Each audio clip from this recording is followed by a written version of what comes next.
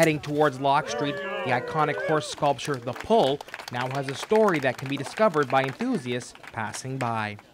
In 2016, 3 groups got together. 1, the City of St. Catharines, 2, the Beautification Group, and 3rd, the Kiwanis Club.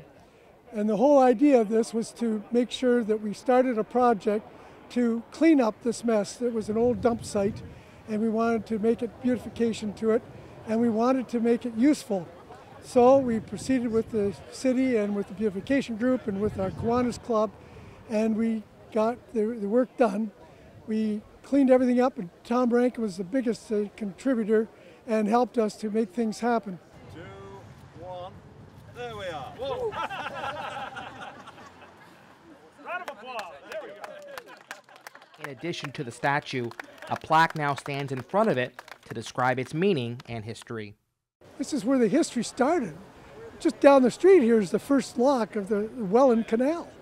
St. Catharines was the beginning of the Welland Canal. This community wouldn't be around without that. Ontario wouldn't be prosperous without that. So we had to look at that. We had to look also, that land was available. The city controlled it, and we had the resources and hoped to raise the money to make sure that we beautified it.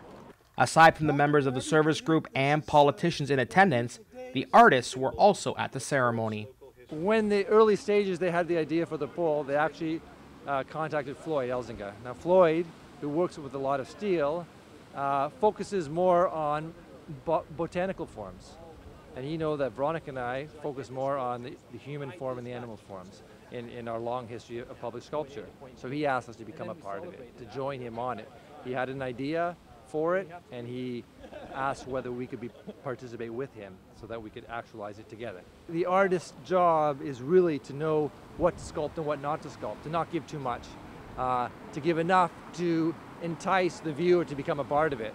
And especially when a piece like this that is about existence and non-existence, about commemorating something that has already gone behind us, and about a moving being, if you make it too solid, too volumetric, it just stands there. This sculpture moves. It disappears at behind, it moves forward, front, and with the help of Floyd and the power of my wife's beautiful hands, Veronica's ability, and combining all 3 of these efforts, we managed to create this piece that actually is more alive than any volumetric piece could be.